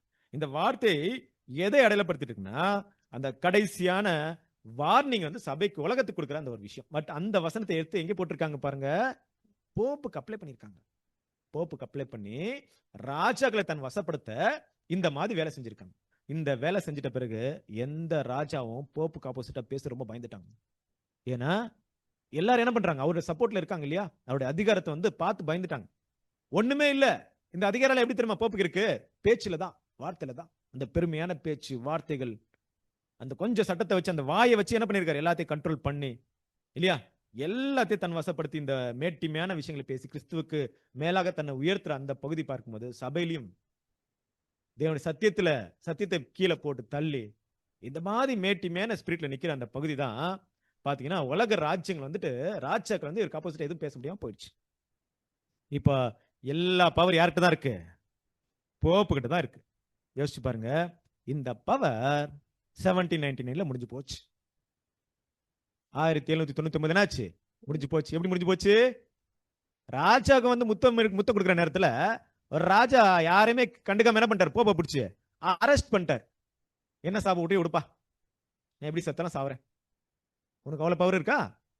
சாப விடு, நீ நாசமா போன்னு சொன்னா கூட பரவாயில்ல, நீ சொல்லு, நான் என்ன வரேன் பாக்குறேன். அந்த மாதிரி என்ன பண்ணு, அந்த தைரியமா போய் பிடிச்சாரு நெப்போலியன் பண்ணப்பட்டு. அதான் நெப்போலியனுக்கு என்ன வார்த்தை தெரியுமா? எந்த கடவுளுக்கும் பயப்படாத ஒரு மனுஷன் இல்லையா, கடவுளை நம்புறதுல அந்த மாதிரி ஒரு மனுஷன் அவர் பாருங்க. எந்த கடவுள் பார்க்கலாம், என்னோட பெரியவர் யார் இருக்கிறார் பார்க்கலாம், போப் அரெஸ்ட் பண்ணார் பாருங்க. அப்ப என்ன ஆச்சு, ராஜாக்கள் பாக்குறாங்க, என்னடா இது, இவ்வளவு நாள் நம்ம என்ன நினைச்சிட்டு இருந்தோம், இவர் தான் பெரியவர் நினைச்சிட்டு இருந்தோம், இவர் யார வேணா எடுக்கலாம் இறக்கலாம், யார் வேணா ஏத்த நினைச்சிட்டு இருந்தோம், இப்போ போப் அரெஸ்ட் பண்ணி போய் ஜெயில போட்டா இவர் சும்மா இருக்காரு, இவனால ஒண்ணுமே பண்ண முடியலையே, இவனை தானே இவருடைய பவர் அப்படின்னா நம்ம இவனால என்னவா இருக்கோம், ஏமாந்திருக்கோம். இவர் நல்லா நம்மளை ஏமாத்திருக்காரு, வஞ்சனை செஞ்சிருக்காரு, மோசம் பண்ணிருக்காரு, தெரியாம இவர் தான் எல்லாத்துக்கும் மேல நம்ம வச்சுட்டு கொண்டாடிட்டு இருக்கோம், இவர் ஒண்ணுமே கிடையாது அப்படிங்கிற விஷயம் வந்துருச்சு. அப்ப என்னாச்சு, இன்னைக்கு பயப்படுறாங்களா போப்புக்கு யாருன்னா, இல்ல. இன்னைக்கு அந்த பவர் இருக்கு அவருக்கு இல்ல, சும்மா போறார், ஊரெல்லாம் போறார், சமாதான பேச்சு மாதிரி பேசிட்டு இருக்க. ஒரு இட்டாலிங்கிற வாட்டிகன் சிட்டில அவருடைய அந்த இடம் இருக்கு, அவ்வளவுதான். பெரிய ஒரு அது தனி ஒரு நாடா இருக்குங்க இல்லையா, அங்க போனா அதுக்கு தனி பாஸ்போர்ட் எல்லாத்தையும் வச்சிருக்காங்க. ஆனா என்ன கிடையாது, அன்னைக்கு இருந்த அத்தாரிட்டி யூரோப்பியன் கண்ட்ரிஸ் அந்த ராஜ்யங்களை தன் கண்ட்ரோல் பண்ணி அந்த அத்தாரிட்டி யாருக்கு இல்ல, போப்புக்கு இல்ல. ஆனா அன்பான சகோதரில இப்ப உண்டு பண்ணக்கூடிய இந்த மிருகத்தின் சுரூபத்திற்கு இது அத்தனையும் கிடைக்கும். அத்தனையும் என்ன ஆகணும், மறுபடியும் அதை விட பல மடங்கு வரணும். யோசிச்சு பாருங்க அப்ப எப்படி இருக்கும். அந்தகார உலகத்துல, தீமையான உலகத்துல இந்த விஷயம் செய்யும் போது ஓகே, இப்ப அறிவு என்ன ஆயிடுச்சு, எல்லா பக்கம் பெருகி போயிடுச்சு. இப்பவும் செய்வாங்கன்னா அவங்களுடைய ஞானம் எவ்வளவு பெருசா இருக்கும் இல்லையா, என்ன மாதிரி ஒரு யுக்திகளை பயன்படுத்துவாங்க, என்ன மாதிரி விஷயங்கள் நடக்க போகுது. அப்போ அதைத்தான் நம்ம கவனிக்க போறோம். இந்த ஒரு மிருகத்தை பெற்றிருக்கக்கூடிய விஷயம் வாசிக்கலாம். புராட்டஸ்டன்ட் சபையை மிருகத்தின் சாயலாக வேதம் ஏன் படம் பிடித்து காட்ட வேண்டும் என்ற கேள்வி இப்போது எழும்புகிறது. இது எப்போது எப்படி வந்தது இல்லைங்களா. இப்ப நம்ம பார்க்கக்கூடிய விஷயம் அப்படின்னா, அந்த ஒரு இமேஜ், அந்த ஒரு சொரூபம் சொல்லக்கூடியது என்ன அப்படின்னு பார்த்தோம்னா, அந்த சொரூபம் என்னங்கிறத பார்க்கலாம், அது எப்ப ஆரம்பிச்சதுன்னு பார்க்கலாம், அது எப்ப ஆளிகை செய்யுங்கிறது என்ன பண்ண போறோம், நம்ம பார்க்க போறோம் இல்லையா. அப்ப அந்த மிருகத்தின் சொரூபங்கிறது ஏற்கனவே இங்க பேசிட்டாங்க, நீங்க கவனிச்சிருப்பீங்க. அது என்ன அப்படின்னா, the Protestant federation of churches, another name of for the false prophet. கள்ளத்திற்கு இன்னொரு பேர் தான் இந்த மிருகத்தின் சொரூபம். கள்ளத்திற்கு யாரு, புராட்டஸ்டன்ட். இந்த மிருகத்தின் சொரூபங்கிறது யாரு, புராட்டஸ்டன்டுடைய கூட்டமைப்புகள், எல்லா சபையுடைய அமைப்புகள். சரி, இந்த மிருகத்தின் அதாவது இந்த புராட்டஸ்டன்ட் கூட்டமைப்புக்கு ஏன் வலு சர்ப்பமும் ஏன் மிருகமும் எல்லாமே அந்த எனர்ஜி அது கொடுக்கணும், அதோட பவர் அத்தாரிட்டி அது கொடுக்கணும், ஏன் இங்க வலு சர்ப்பம் என்ட்ராவது, சிவில் பவர் ஏன் என்ட்ராவது, ஏன் ரோமன் சபை என்ட்ராவது உள்ள, இந்த புராட்டஸ்டன்ட் ஃபெடரேஷனுக்கு ஏன் இவங்க எல்லாம் ஒத்துழைக்க போறாங்க அப்படிங்கிறது தேவனுடைய பிள்ளைகள் என்ன பண்ணும், தெரிஞ்சுக்கணும். அதுக்கு முன்னாடி நம்ம என்ன தெரிஞ்சுக்கலாம் அப்படின்னா, புராட்டஸ்டன்ட் என்னன்னு தெரியும் இல்லையா நம்மளுக்கு.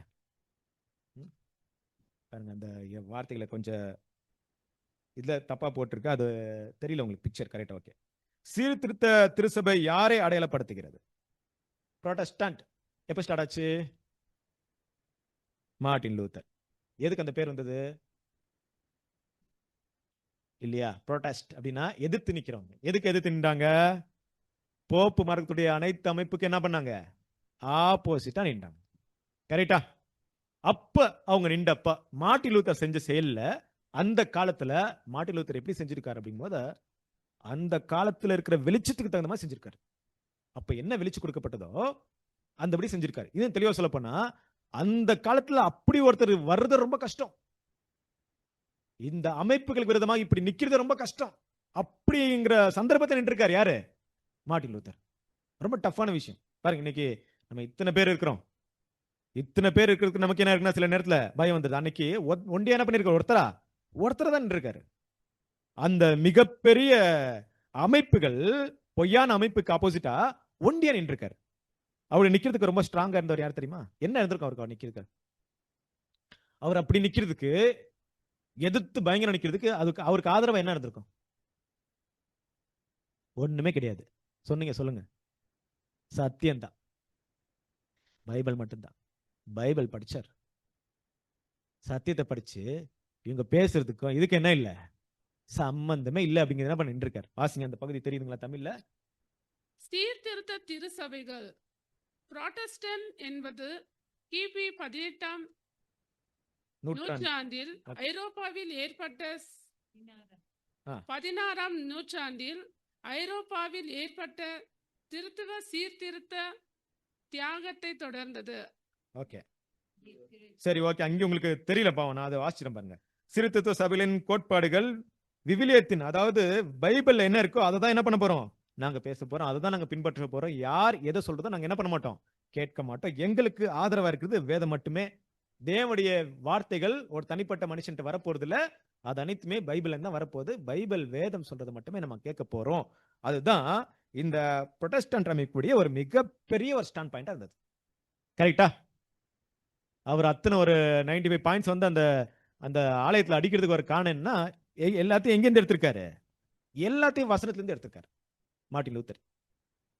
இவங்க பண்ற அநியாயத்தெல்லாம் தட்டி கேட்டிருக்க வசனத்தை வச்சு போட்டிருக்காரு. அன்பான சரஸ்வரியில ஒவ்வொரு நாளும் தேவனுடைய பிள்ளைகளுக்கு நம்முடைய ஒரு ஒவ்வொரு மாற்றத்துக்கும் நமக்கு ஆணி வேற அடித்தளமா இருக்கக்கூடிய விஷயங்கள் என்னன்னு பார்க்கும்போது சத்தியம்தான். இன்னைக்கு கூட இவ்வளவு நம்ம சத்தியத்துல மேலோங்கி இருந்தாலும் நமக்கு குழப்பங்கள் இல்லை அப்படின்னு சொல்ல முடியுமா? இருக்கு. அதுக்கும் வழி எங்கதான் இருக்கு? சத்தியம்தான். ஞானம் எவ்வளவு பெருகினாலும் அதுல இருக்க சிக்கல்களுக்கு பிரச்சனைகளுக்கு சரியான வழிமுறை எங்கதான் இருக்கு? சத்தியம்தான். அதை யார் சுத்த மனசுல தேடுறாங்களோ, நல்ல மனசுல தேடுறாங்களோ, அவங்களுக்கு மட்டுமே தேவன் என்ன பண்றாரு, புரிஞ்சுக்கிற வகையில தான் அது எழுதப்பட்டிருக்கு. இப்படிதான் தேடி இருக்காரு மார்ட்டின் லூத்தர்.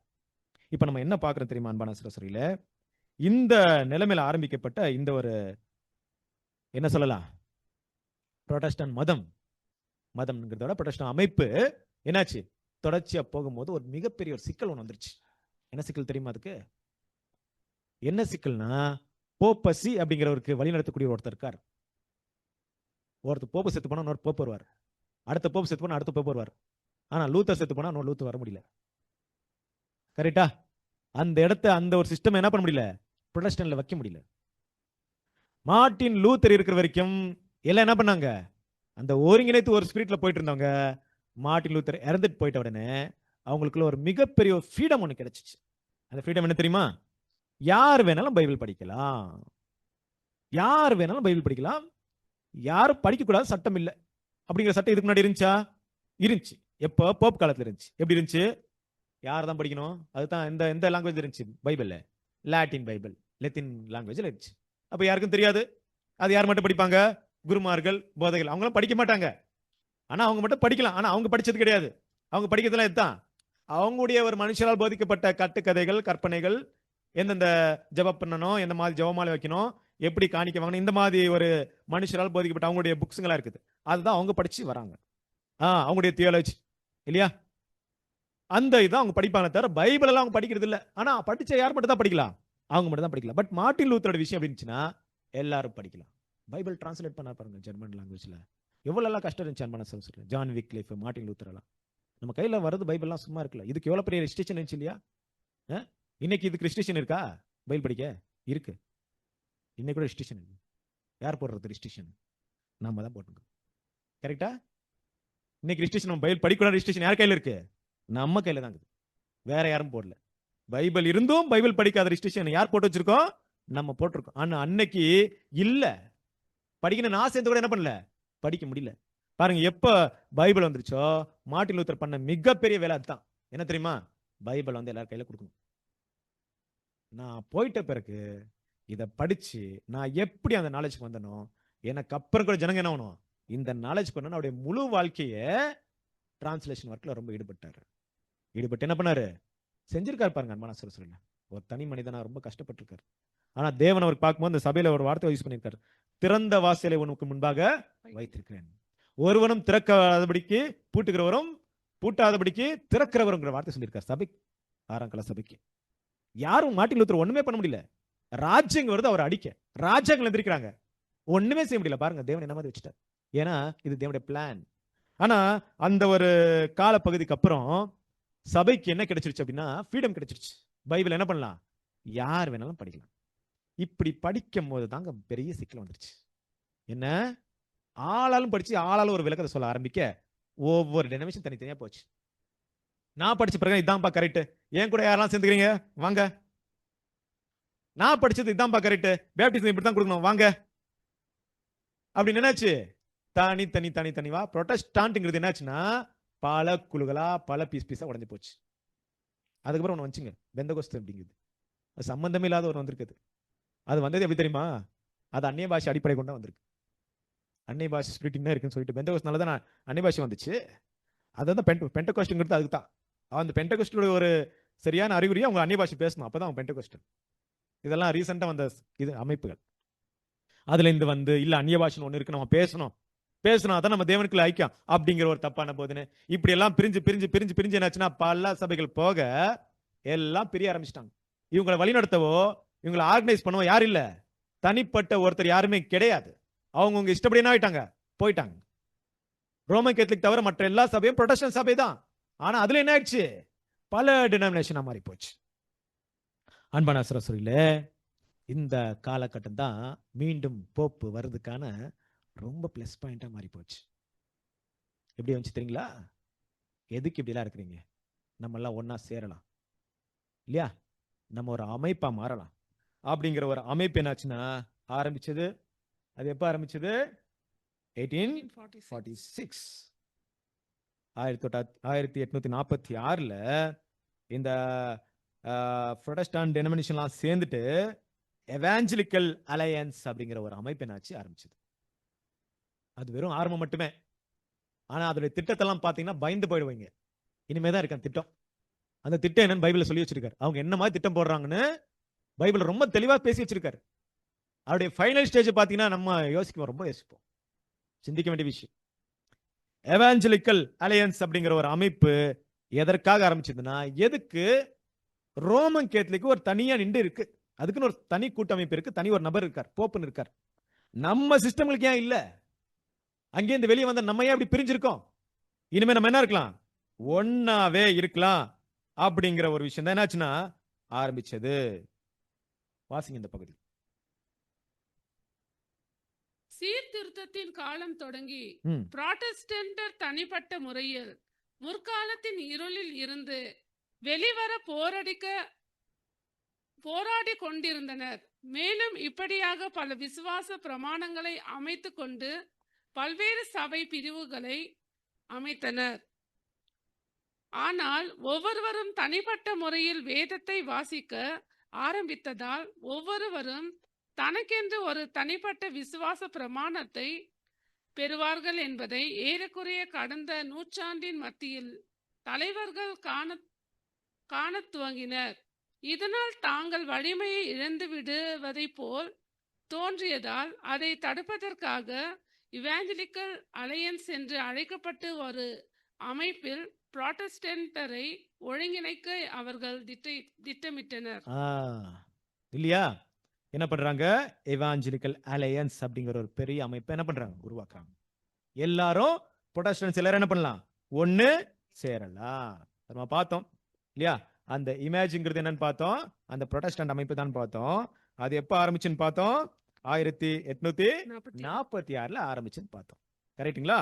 இப்போ 1846ல ஆரம்பிச்ச அந்த இவாஞ்சலிக்கல் அலையன்ஸ் அப்படிங்கிறது என்னன்னு பார்க்கும்போது அந்த மிருகத்துடைய சொரூபம்.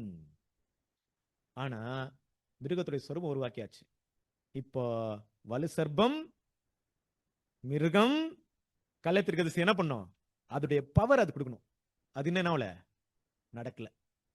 கொடுத்துட்டாங்கன்னா யோசிச்சு பாருங்க என்ன மாதிரி இருக்கும் இல்லையா? வாசிக்கலாம் இந்த பகுதியை. இவாஞ்சலிக்கல் அலையன்ஸ் என்ற பல்வேறு புராட்டஸ்டன்ட் பிரிவினரின் ஒருங்கிணைப்பு 1846இல் கத்தோலிக்கர்கள் தனக்குரிய சொந்த வழியில் செயல்படுத்துவதை போலவே தாங்களும் தங்களுக்குரிய சொந்த வழியில்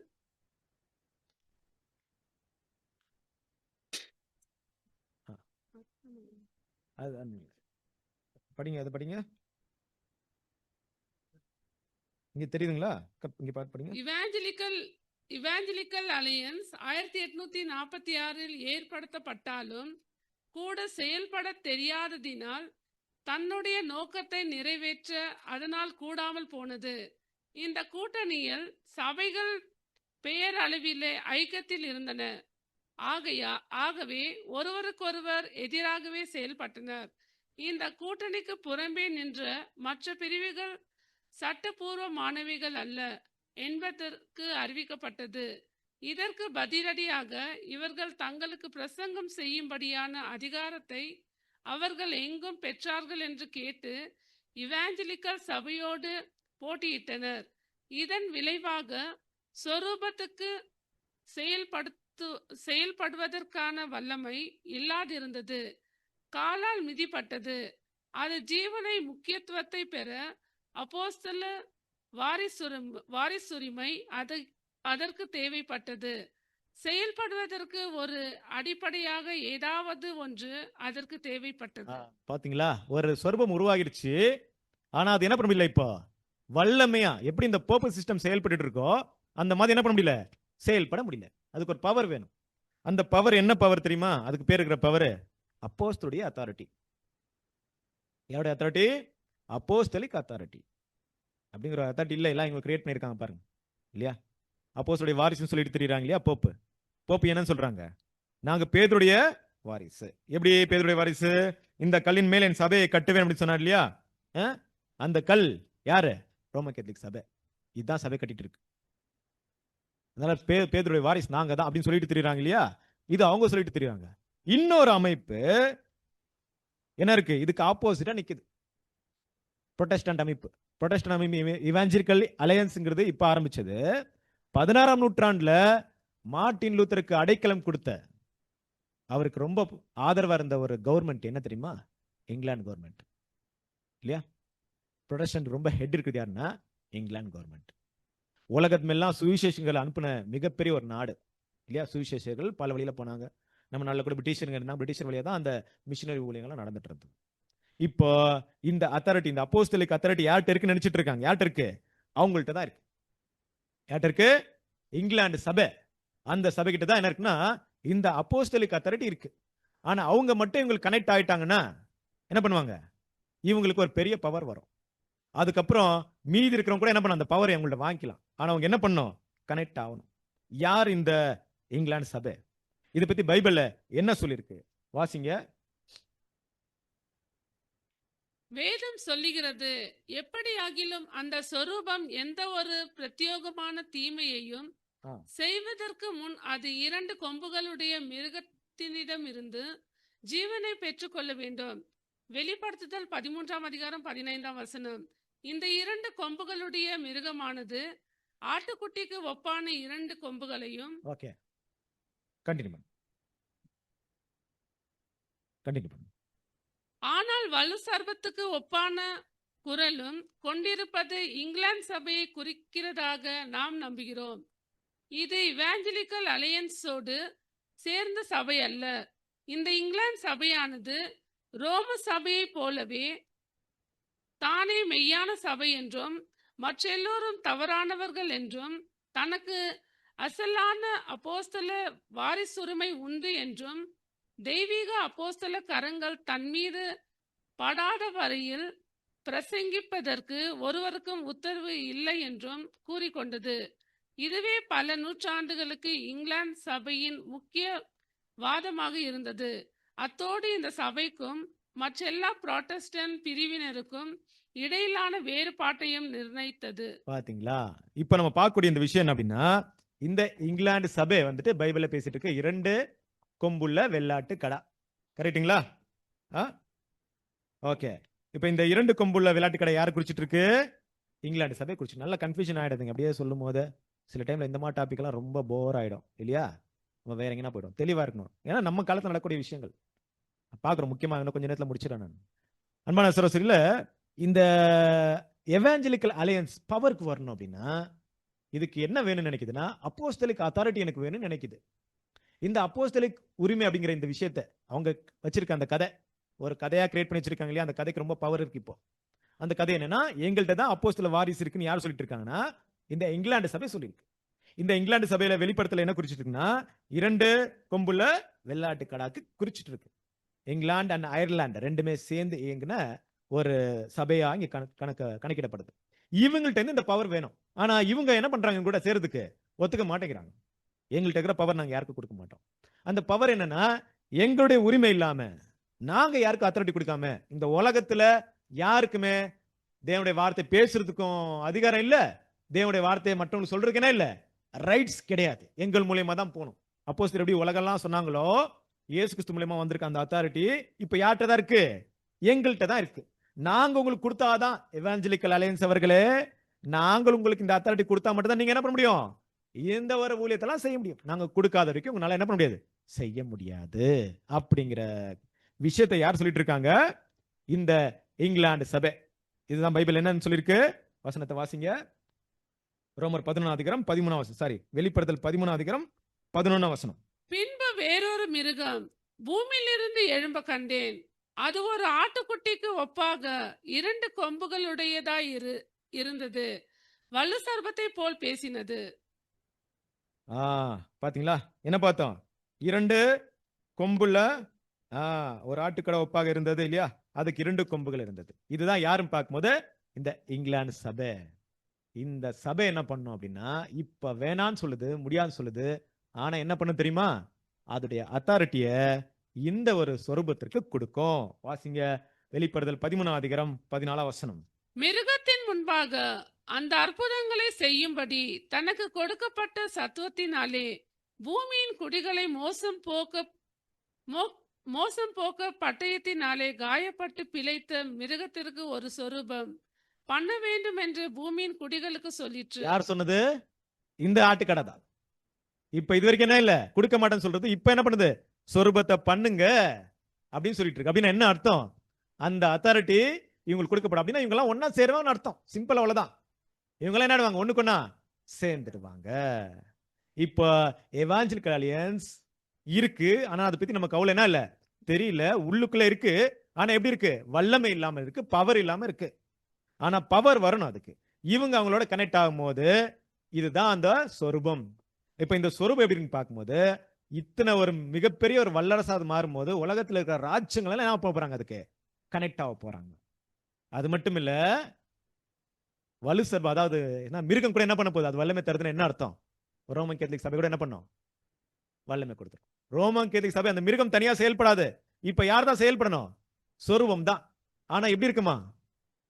சொரூபம்னா என்ன அர்த்தம்? ஏற்கனவே சொன்னேன் இல்லையா? சேம் டிட்டு. எப்படி போப்பு இருந்துச்சோ அப்படிதான், எப்படி வலு சர்பம் இருந்துச்சோ அப்படிதான், எப்படி களத்திற்கு இருந்துச்சோ அப்படிதான். எல்லாத்துடைய சொரூபம் எங்க இருக்க போகுது? அந்த எவாஞ்சலிக்கல் அலையன்ஸ் அல்லது இந்த புரொட்டஸ்டான்ட் சபையுடைய கூட்டமைப்புக்குள்ள காணப்பட போகுது. இது வல்லரசா மிகுதியா வரும்போது, அத்தாரிட்டிக்கு வரும்போது, அன்பான சகோதரிகள, நம்ம ஒருவேளை பூமியில இருந்தோம்னா தொலைஞ்சோம். என்ன தெரியுமா? இனிமே நடக்கக்கூடிய விஷயம் என்ன நடக்கும்? இந்த மிருகத்தின் சொரூபம், அந்த மிருகத்தின் சொரூபத்துக்கு ஒரு பேர் இருக்கும்ல. என்ன பேர் இருக்கலாம்? என்ன பேர் வச்சிருக்கு பைபிள்ல? தெரியுமா அந்த சொரூபத்திற்கு பேரு?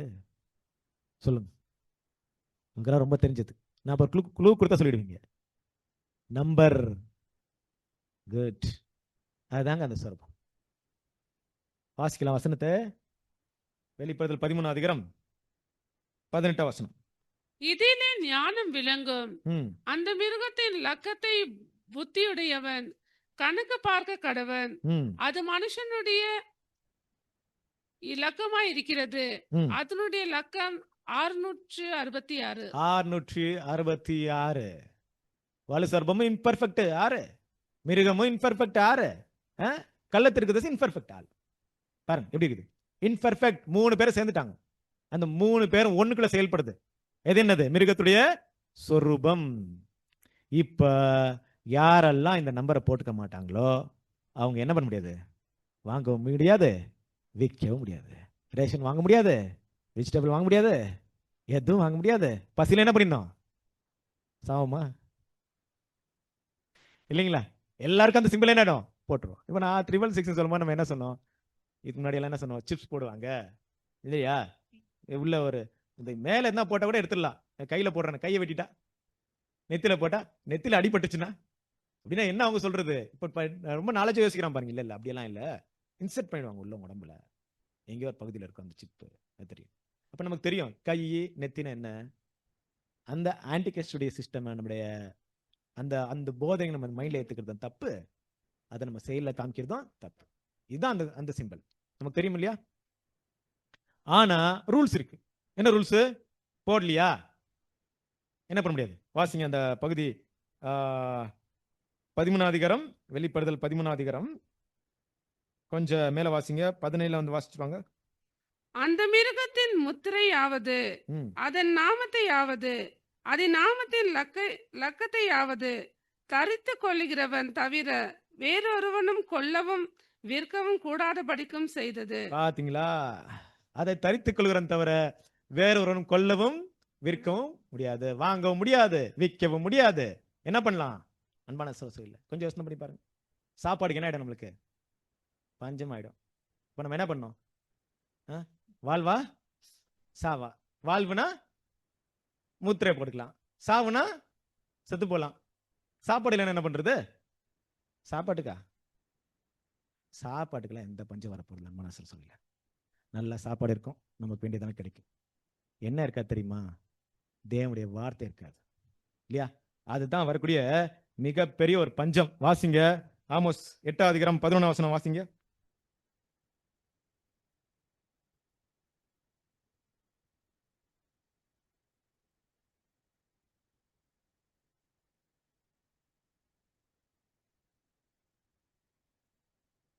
ஆமோஸ் 8 பைபிள்ல இருந்து வாசிங்க. ஆமோஸ் 8:11.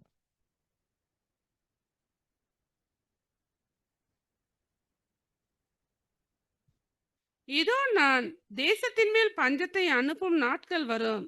ஆகார குறைவினால் உண்டாகிய பஞ்சம் அல்ல, ஜல குறைவினால் உண்டாகிய தாகமும் அல்ல, கர்த்தருடைய வசனம் கேட்க கிடையாத பஞ்சத்தை அனுப்புவேன் என்று கர்த்தராகிய ஆண்டவர் சொல்கிறார். பாத்தீங்களா?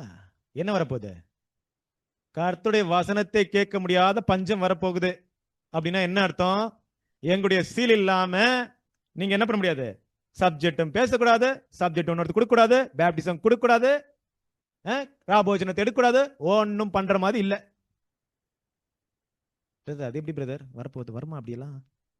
இல்ல இப்ப பேசிக்கிற சப்ஜெக்ட்லாம் யூடியூப், ஃபேஸ்புக் எல்லாம் எக்கச்சக்கமா இருக்கு. இல்லைன்னா நாங்க என்ன பண்றோம்? அப்படிலாம் கேட்கிறோம். அன்பான சில யூடியூபே யாரில் தான் இருக்குது? யார்கிட்ட தான் இருக்குது? ஃபேஸ்புக் யார் கண்ட்ரோல் இருக்குது தெரியுமா? நம்முடைய வீடியோ எல்லாம் டிலீட் பண்ண எவ்வளவு டைம் இருக்குன்னு தெரியுமா? ஒரு நிமிஷம் தாங்க.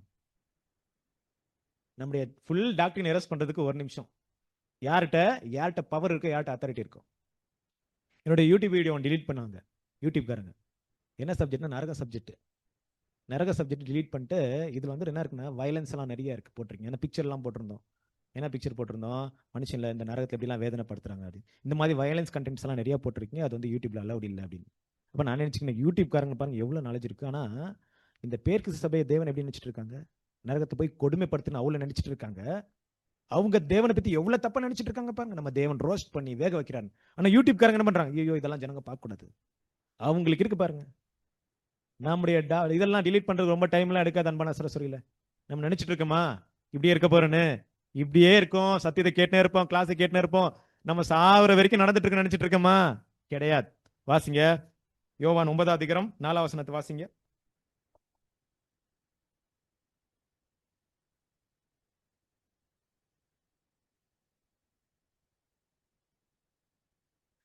பகற்காலம் இருக்கும் மட்டும் நான் என்னை அனுப்பினவருடைய கிரியைகளை செய்ய வேண்டும், ஒருவனும் கிரியை செய்யக்கூடாத ராக்காலம் வருகிறது. பாத்தீங்களா? பகல் காரம் இருக்கு மட்டும் நமக்கு டைம் இருக்கு. அன்பான சரஸ்வரியில பகல் டைம் இருக்கு. நம்ம டைம் முடிஞ்சு போச்சு, என்ன பண்ண முடியாது? நம்ம நினைச்சாலும் சத்தியத்தை பேச முடியாது. ரொம்ப ஸ்ட்ரிக்டா வந்துடும். இதெல்லாம் ரொம்ப டெக்னாலஜி பாருங்க, எல்லாம் வந்திருக்கு இல்லையா? நம்ம யாரு எங்க என்ன பண்றோம் எங்க கூடுறோம் ஈஸியா கண்டுபிடிச்சிருவாங்க. ரொம்ப டைம் எல்லாம் எடுக்காது இப்ப இருக்க டெக்னாலஜி. இந்த டெக்னாலஜி நன்மைக்கு பயன்படுத்த முன்னாடி என்ன யார் கையில போனோம்? இந்த டெக்னாலஜி இல்லையா? நம்ம கையில இன்னைக்கு இருக்கு. கடைசி இந்த டெக்னாலஜி யார் கையில போனோம்? இந்த உலகத்தை அழிக்கிறவங்க கையில போனோம். அவங்க கையில போகும்போது இந்த டெக்னாலஜி எப்படி யூஸ் பண்ணுவாங்க? அவங்களுக்கு ஆப்போசிட் இருக்க மேல ஃபர்ஸ்ட் யூஸ் பண்ணுவாங்க. யோசிச்சு பாருங்க. அப்ப எந்த சத்தியம் என்னவாது? கேட்க முடியாது. அப்படின்னா கேட்க முடியாதா?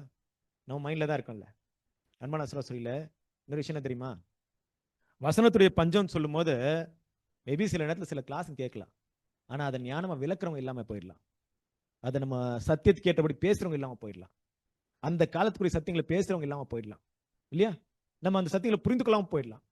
புரிந்து கொள்ளாம போகும்பொழுது என்ன நடக்கும்? தெய்வீக திட்டத்தை நம்முடைய வாழ்க்கையிலையும் அவருடைய ரட்சிப்பின் நிறைவேற்ற முடியாம என்ன இல்லை, நம்மளால போயிடலாம். அந்த டைம் எல்லாம் என்ன வரும். கண்டிப்பா அது எவ்வளவு டைம் எடுக்குன்னு தெரியாது. அதனால வாங்கவும் முடியாது, விற்கவும் முடியாது. பாருங்க, இப்ப நம்ம ஆர்மகத்தின் யுத்தத்தை கேட்டுக்கிற சப்ஜெக்ட் சொல்ல முடியாது. இந்த ஒரு வருஷம் விட்டு நம்ம கேட்கலாம்னா முடியுமா? முடியாதோ? எவ்வளவு சீக்கிரம் முடியுமா தேவனுடைய திட்டங்களை நம்ம புரிஞ்சு நம்முடைய குணலட்சணம் மாத்திட்டு நம்ம ஓட்டத்தை ஓடி முடிக்கிறதுக்கு தான் டைம் இப்ப இருக்கே தவிர என்ன இல்ல, நாளைக்கு பார்க்கலாம்ப்பா, நாளைக்கு பார்க்கலாம், கேட்கலாம், புரிஞ்சுக்கலாம், புக்ஸ் எல்லாம் வாங்கி வச்சுக்கலாம், டைம் இருக்கும்போது படிக்கலாம். சொல்ல முடியாது. ஒரு பக்கம் அது இருக்குதோ இல்ல நம்ம உடம்பு கெட்டு போதோ. ஏன்னா இனிமே வரக்கூடிய காலங்கள் எப்படி இருக்கு, அந்த மாதிரி தான் இருக்க போகுது. அந்த அத்தாரிட்டி யார்கிட்ட இருக்கோ, யாராச்சும் சப்ஜெக்ட் பேசணும்னா காட்டுப்பா லைசன்ஸ் வாங்கியிருக்கியா, என்ன லைசன்ஸ் கொடுத்துருக்காங்க, நீ யாரு என்ன ஏதுன்னு பார்த்து நீ இனிமே என்ன பேசணுங்கிறது உனக்கு அத்தாரிட்டி கொடுத்துருக்காங்களா, அதை மட்டும் தான் நீ பேசிட்டு இருக்கியா? இப்படி எல்லாம் வந்துருச்சுன்னா என்ன பண்ணுவோம்? நம்ம ஒண்ணும் பண்ண முடியாது இல்லையா? பாருங்க, இன்னைக்கு நம்ம பேசுற போதே நம்ம கட் பண்ண முடியும். நம்மள ட்ராக் பண்ணணும்னா நம்ம பேசிட்டு இருக்கும்போது என்ன பண்ண முடியும்?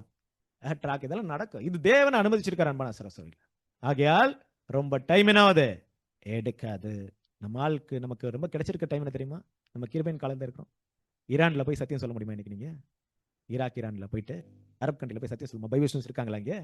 ஏங்க இந்தியாவில் எப்படி இருக்கு யோசிச்சு பாருங்க. எத்தனை நாடுகள் என்ன இல்ல. ருமேனியில இருந்து ஒரு பிரதர் வந்திருந்தார் இங்க. அவர் வந்து சொல்றது கம்யூனிஸ்ட் ஆச்சு அங்க. அப்போ அவர் சொல்லும் போது அவர் வந்தது 10 வருஷம் முன்னாடி பேசிட்டு இருக்கேன்.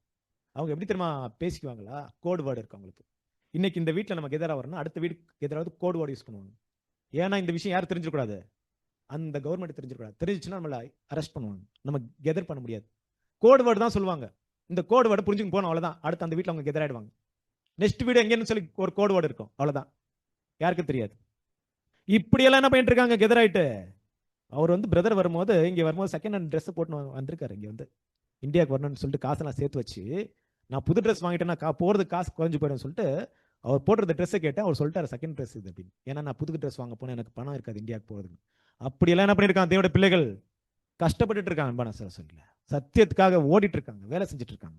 யோசித்த பாருங்க, நமக்கு இருக்கிற டெக்னாலஜி தேவன் நமக்கு எவ்வளவு ஈஸியா நம்ம கொடுத்துட்டு இருக்காரு. ஆகையால் அப்படியே காலம் என்னாவது செல்லாது, ரொம்ப விரைவில் முடிவுக்கு வந்துடும். இந்த எவாஞ்சலிக்கல் அலையன்ஸ் அப்படிங்கிற சொரூபம், மிருகத்தின் சொரூபம் உச்சக்கட்டத்துக்கு வரும்போது, எல்லா வல்லமே அது கிடைக்கும் போது, அது சொன்னதுதான் சட்டம், அது போடுறத எல்லாரும் என்ன பண்ணணும், ஃபாலோ பண்ணணும். யாரும் ஒன்றும் செய்ய முடியாது இல்லையா? அந்த மாதிரி கட்டத்துக்கு வருவோம். ஆனால் அதுக்கு முன்னாடி நம்முடைய வளர்ச்சி எது மேல இருக்கு தெரியுமா? சத்தியத்து மேல இருக்கு. கிடைச்சிருக்க நேரத்துல சத்தியத்தை புரிஞ்சுக்கிட்டு தெளிவடைந்து நம்முடைய குணலட்சணம் மாத்திக்கிட்டோம் அப்படின்னா ரொம்ப நல்லா தான் இருக்கும் இல்லையா? இப்படியே கிருபையின் காலம் நீடித்திருக்காது. வசனம் சொன்ன பிரகாரமாக இரவுக்கு என்ன இருக்கு, அதாவது நமக்கு என்ன இருக்கு, பகலிற்கு மட்டும் அந்த வேலை செய்யணும், ஒருவரும் கிரியை செய்யாத ராக்காலம் எப்ப வருதுன்னே நமக்கு தெரியாது. ரைட் இல்லையா? முக்கியமா இந்த நாலேஜ், இந்த சத்தியங்கள் ரொம்ப முக்கியமா இருக்கு. ஏசாயா 5:13 முடிக்கலாம். கடைசி வசனம்.